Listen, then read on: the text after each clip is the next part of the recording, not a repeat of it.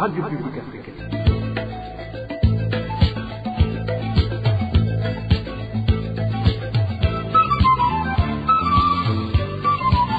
Radio Publique Africaine.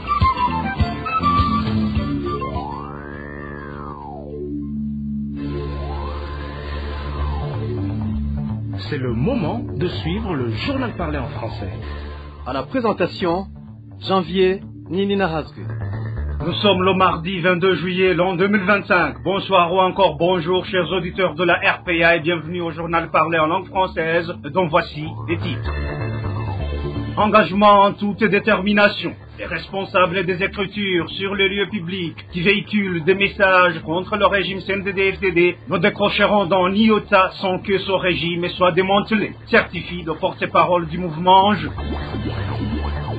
9 ans après l'enlèvement du journaliste Jean Vigimana du groupe de presse Iwachu, le CBDDH regrette le silence absolu qui pèse sur ce dossier. Enfin, 2 anciens combattants vivant avec un handicap sont décédés suite au manque d'assistance médicale. Le directeur chargé des anciens combattants en situation de handicap est directement mis en cause. Dans quelques instants, l'édition complète. Encore une fois, bienvenue en politique. Le groupe de citoyens qui ont écrit ce dimanche soir sur les places publiques des messages contre le régime CNDD-FDD persiste et signe. Le CNDD-FDD doit impérativement quitter le pouvoir de gré ou de force. C'est ce qu'annonce leur porte-parole qui explique que ces écrits sont en débit d'une longue campagne visant la fin de la dictature du régime en place au Burundi. Suivez le porte-parole de ce mouvement qui se dit multicolore. Sa voix a été modifiée pour des raisons liées à sa sécurité.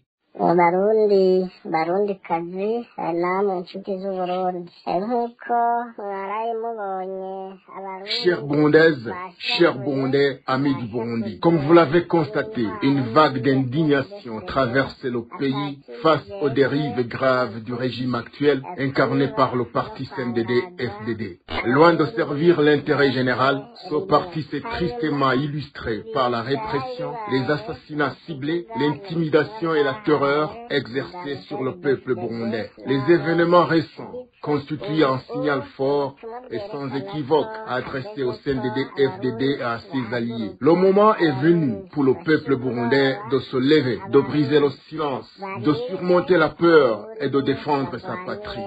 Si nous ne protégeons pas notre pays, personne ne le fera à notre place. Ce qui rend la situation encore plus tragique, c'est que le CNDD-FDD, qui avait pris les armes en 1995 au nom de la lutte contre l'injustice, est devenu aujourd'hui le principal moteur de cette même injustice.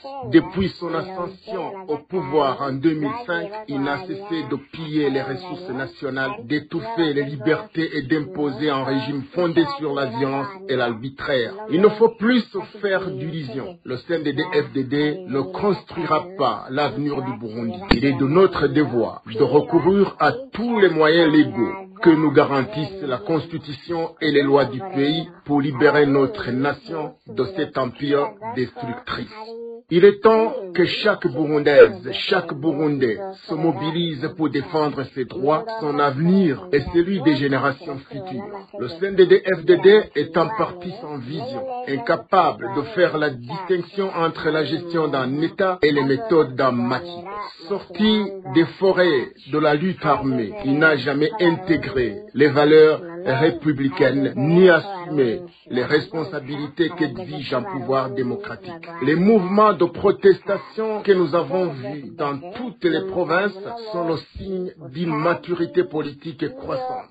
Ils constituent un avertissement clair. Il est temps de tourner la page de l'oppression. Aujourd'hui, plus que jamais, le peuple burundais doit s'unir, s'engager, se lever avec détermination pour reprendre en main son destin et libérer le pays du joug de la dictature.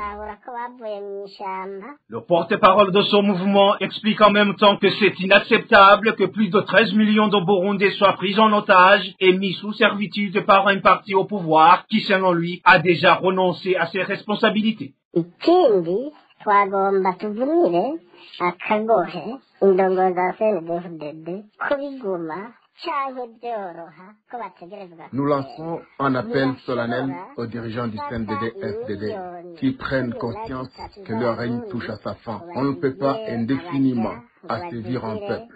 Les 13 millions de Burundais ne peuvent plus être considérés comme de simples sujets ou des esclaves. À tous les Burundais marginalisés, à l'intérieur comme à l'extérieur du pays, unissons nos forces. Rassemblons-nous dans un même élan, car l'adversaire aujourd'hui est clairement identifié.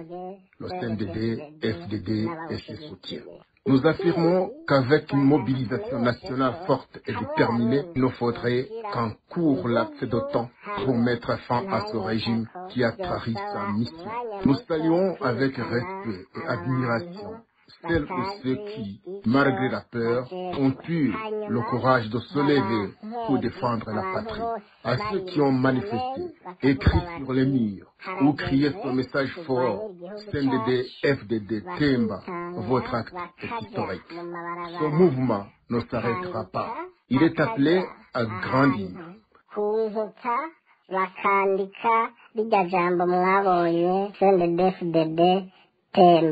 Ibyo rero ntibigiye guhagarara ahubwo bigiye kubandanya, ni ukuvuga abarundi bo mu migambwe yose, bo mu moko yose, bo mu madini yose, bo mu ntara zose, dutegerezwa guhaguruka tubumwe tumenye neza ko igihugu. C'est pourquoi nous appelons tous les Burundais, quelle que soit leur origine politique, ethnique, religieuse ou régionale, à se lever d'une seule voix. L'avenir du Burundi dépend de notre unité face à un pouvoir devenu sourd aux souffrances de la population. Dirigeants du CNDD-FDD, nous disons, le Burundi ne vous appartient pas. Il est la patrie de tous. Cessez d'instrumentaliser l'ethnie à des fins politiques. Ces pratiques sont dans notre âge. Elles n'ont plus leur place dans une société en quête de justice et de progrès. Les véritables patriotes sont ceux qui placent l'intérêt national au-dessus des divisions et qui œuvrent sincèrement pour le développement du pays. Quant à nous, comme promis, nous vaincrons la peur. Nous nous engageons jusqu'à ce que ce régime cède le pouvoir. Enfin, nous exprimons notre profonde gratitude à tous ceux qui, par leur acte courageux, ont porté ce combat. Que le courage et la détermination continuent de vous guider. N'ayez pas peur. Personne d'autre que nous ne fera advenir le changement que nous appelons de nos voeux. Que Dieu vous fortifie. Kandi ndanababwira ko atabandi bategerezwa kubikora ari twege nyene Uwiteka abahangaze murakoze. C'était là le porte-parole du mouvement qui revendique les opérations d'écriture sur les places publiques en guise de contestation de la dictature en cours au Burundi. Les élections sénatoriales sont prévues pour ce mercredi 23 juillet sur l'ensemble du territoire national, selon le dernier communiqué de la Commission électorale nationale indépendante sorti lundi. Le scrutin se déroulera au chef-lieu des 5 provinces du pays. Les membres de la Chambre haute du Parlement seront élus par les conseillers communaux. Dany Claire Ilatrumva nous parle des modalités d'organisation de ce scrutin. Selon le communiqué de la Commission électorale nationale indépendante CENI, les élections sénatoriales se tiendront de 6 heures du matin à 15 heures. Chaque province élira 2 sénateurs parmi les conseillers communaux, issus des différentes communes qui la composent. Conformément à l'article 142 du Code électoral, les 2 sénateurs élus dans chaque province devront appartenir à des groupes ethniques différents et être présentés par leurs partis politiques d'origine. Le même article stipule également que les femmes doivent être représentées à hauteur de 30%. Les sénateurs auront notamment pour mission d'approuver les lois, de contrôler l'action du gouvernement et de valider certaines nominations proposées par l'exécutif.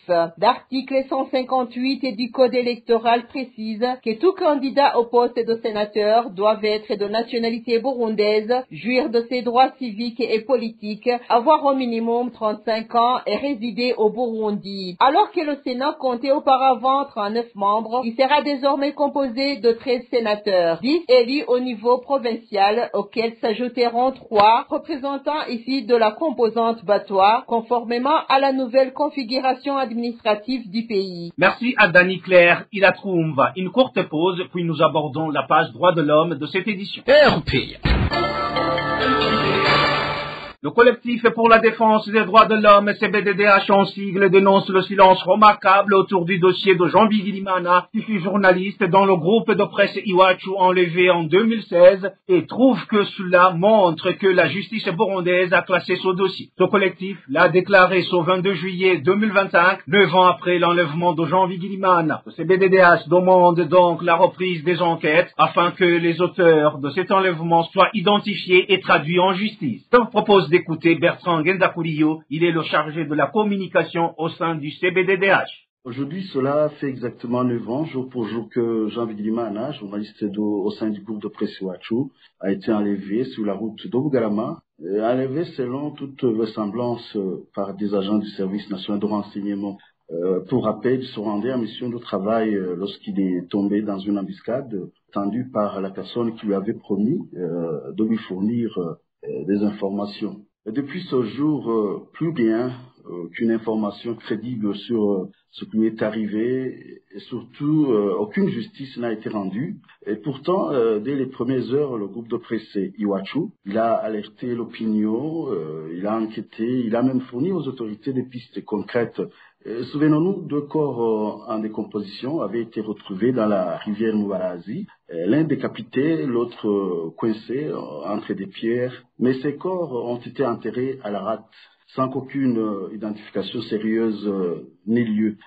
Pas de test ADN, pas d'autopsie, pas effectivement de vérité. Aucune enquête sérieuse n'a été menée. Pire encore, l'agent du CNL qui a été le dernier à avoir Jean Bigirimana vivant a lui aussi disparu.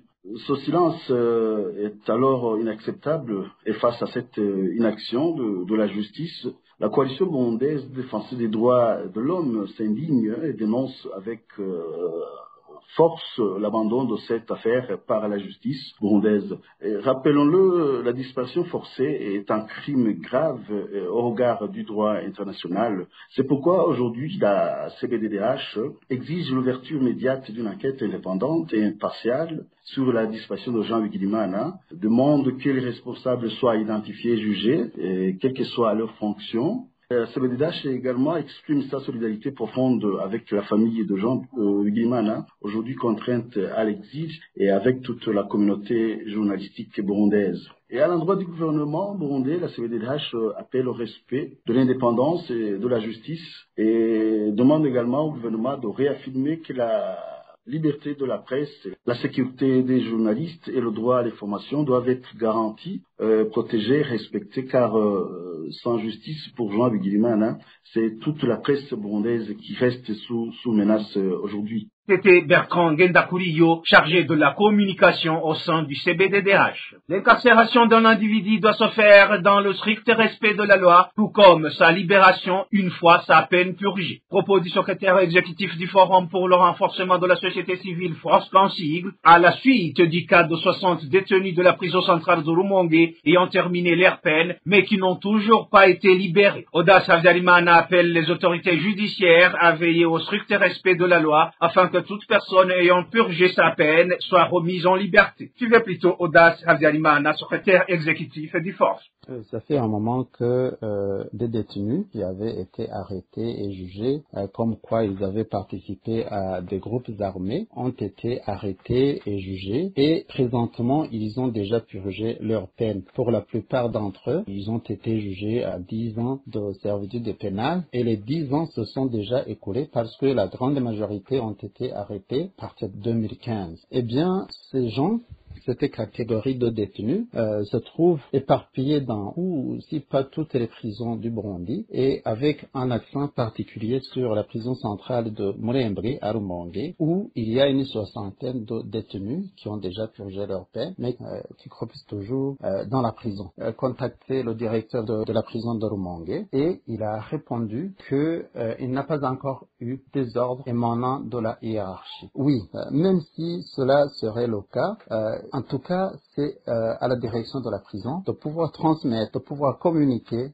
ces listes-là des gens qui restent toujours détenus alors qu'ils ont déjà purgé leur peine. Et la liste de ces personnes, il doit les communiquer au procureur de la République en province de Bururi afin de pouvoir procéder à la formalisation de cette libération des gens qui ont déjà purgé leur peine. Mais avoir la manière dont il s'est exprimé en disant qu'il n'a pas encore obtenu d'ordre émanant de sa hiérarchie, c'est comme si la prison est devenue la règle et la liberté l'exception, alors qu'en réalité ce devrait être l'inverse. Normalement, la liberté c'est la règle, la prison c'est l'exception. Eh bien, nous lançons un appel vibrant à l'endroit des autorités judiciaires burundaises, à l'endroit des autorités administratives étatiques burundaises, à pouvoir respecter la loi. Si des gens ont été blanchis, si des gens ont déjà purgé leur peine, il n'y a pas de raison qu'ils restent écrous dans la prison. Malheureusement, ce phénomène, oui, se manifeste beaucoup plus à la prison de Rumongue, où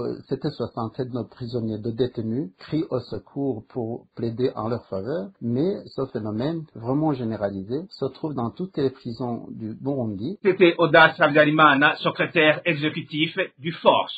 2 anciens combattants vivant avec un handicap sont décédés au cours des 3 derniers mois dans différents centres d'hébergement qui leur sont destinés. Selon nos sources, ces décès ont été causés par le manque d'accès à des soins médicaux appropriés en dépit des dispositions légales qui garantissent ce droit. Le directeur chargé des anciens combattants en situation de handicap est directement mis en cause. Il est accusé d'entraver l'accès aux soins médicaux auxquels ces personnes ont droit. David Claude Mbandanayo nous livre un éclairage sur les conséquences dramatiques du défaut de prise en charge médicale de ces anciens combattants handicapés.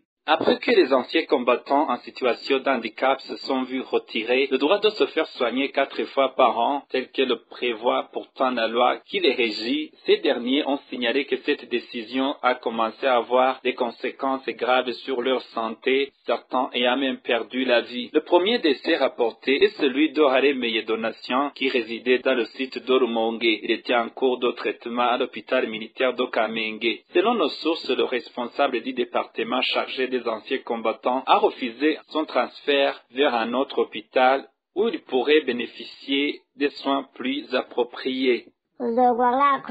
Tu ne quitteras pas cet endroit car d'importantes sommes d'argent ont été investies récemment pour que tu sois pris en charge. Il avait bénéficié des soins grâce à ces fonds car son état était extrêmement critique. Malheureusement, on a refusé son transfert vers un autre établissement jusqu'à ce qu'il rende l'âme aux urgences. Il y a 3 semaines, Douimana, un autre ancien combattant, résidant sur le site d'Okarurama, dans la commune de Chibitoke, est également décédé à l'hôpital militaire après avoir été empêché d'être transféré à la clinique SMCK, où il avait l'habitude de se faire soigner selon nos informations.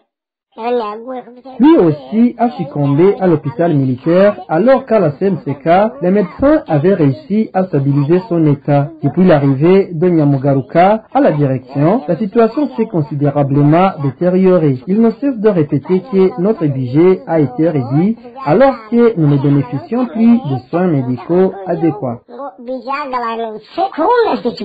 Les anciens combattants en situation de handicap accusent le général de brigade de Nyamugaruka, Dominique, d'avoir pris la décision de réduire les consultations médicales de 4 à 2 par an, tout en interdisant tout traitement en dehors de l'hôpital militaire d'Okamenge. Ils disent ne pas comprendre cette décision qu'ils jugent dangereuse pour leur santé et contraire à la loi présidentielle. Face à cette situation, les anciens combattants concernés appellent les autorités compétentes à intervenir rapidement afin de trouver une solution durable pour la sauvegarde de leur santé. À ce propos, la radio publique africaine a tenté de joindre le général de brigade Nyamugaruka Dominique par téléphone pour recueillir sa réaction, mais sans succès. Merci à David Claude Bananayo. Page de gouvernance à présent, le favoritisme et l'embauchement illégal sont les principaux éléments de la mauvaise organisation qui s'observe à l'hôpital de Pentecôte de Kayogoro en commune Mavanda. Actuellement, certains employés commencent déjà à démissionner de leur poste à cause de certains membres du dit hôpital qui leur compliquent la tâche dans leurs prestations. Walter Kwizera nous en dit plus. Pour être embauché à l'hôpital d'Okayogoro qui appartient à l'église de Pentecôte, il faut impérativement être recommandé par l'un des pasteurs de cette congrégation. Une pratique qui, selon nos sources, conduit à des recrutements sans évaluation préalable des compétences, aucun test de recrutement n'étant exigé. La mauvaise organisation de l'hôpital s'observe d'abord à travers le favoritisme, c'est-à-dire que pour qu'un employé soit embauché, il doit être soutenu et présenté par l'un des pasteurs de l'église Pentecôte. Ensuite, le plus choquant dans ce cas, c'est que la plupart des recrues travaillent en fonction de ceux qui les ont embauchés et non pour le bien de l'hôpital. C'est comme ça qu'ils gagnent beaucoup d'argent. Selon un proche de cette structure sanitaire, cette mauvaise gestion a conduit à une quasi-paralysie des activités de l'hôpital. Certains médecins et docteurs commencent déjà à démissionner, tandis que d'autres subissent des discriminations en raison de leur non-appartenance à l'église Pentecôte. Ici, c'est grave. Le manque de médicaments n'est plus un secret. Les employés démissionnent du jour au lendemain. Quand tu n'es pas membre de l'église Pentecôte, une erreur suffit pour que tu sois renvoyé. Pour qu'un médicament soit acheté, il y a des pasteurs qui doivent d'abord donner leur accord. Nous remercions Léonce Ndaïsaba, le docteur en chef de l'hôpital, car il fait tout pour nous unir, mais parfois il est découragé. Les autres docteurs, de même que les infirmières, ont déjà démissionné. La rédaction de la RPA n'a pas encore pu obtenir de réaction ni des responsables de l'église Pentecôte, ni de Léonce Ndaïsaba, directeur de l'hôpital, pour apporter des éclaircissements. Merci aussi à Walter Kwizela. Mais pour clore cette édition, le ministère de l'Éducation au Burundi aurait dû depuis longtemps défendre les enseignants des écoles, des métiers titulaires, des diplômes A2 et A3, dont le salaire a été réduit depuis 5 mois, car ce ministère connaît la valeur de ces diplômes. Analyse de Elali Nivizi, ancienne présidente de l'association Bafashebi et observatrice avec intérêt du secteur de l'éducation au Burundi. Elali Nivizi déclare également que le ministère de la fonction publique a commis une erreur en réduisant le salaire des enseignants sans les en avertir. Suivez Elali Nivizi. La décision du ministère de la fonction publique de retenir les salaires des enseignants de l'enseignement des métiers, ceux qui ont un diplôme A2, c'est-à-dire qui ont l'école secondaire, qui ont un diplôme d'école secondaire technique, et ceux qui ont un diplôme A3, qui sont des formateurs de l'enseignement des métiers, est une décision qui est inhumaine et même illégitime. Et c'est pourquoi je voudrais recommander que le ministère de la fonction publique, en collaboration avec le ministère de l'Éducation qui a la maîtrise de la valeur du travail de ces enseignants, de s'asseoir ensemble et de résoudre définitivement cette question. Normalement, la décision de payer les fonctionnaires sur base des emplois, de la valeur des emplois, ne devrait pas commencer avant que le ministère ayant la fonction publique soit prêt avec toutes les données. Il est inconcevable que ce soit les enseignants de l'enseignement technique et professionnel A2 et A3 qu'ils soient touchés, alors que ce sont des diplômes qui se trouvent au milieu de toute la carrière. Normalement, cela ne devrait pas arriver si le ministère avait planifié l'application de cette nouvelle référence du paiement des salaires et si cela avait été concerté avec les représentants des bénéficiaires, c'est-à-dire les travailleurs et les enseignants.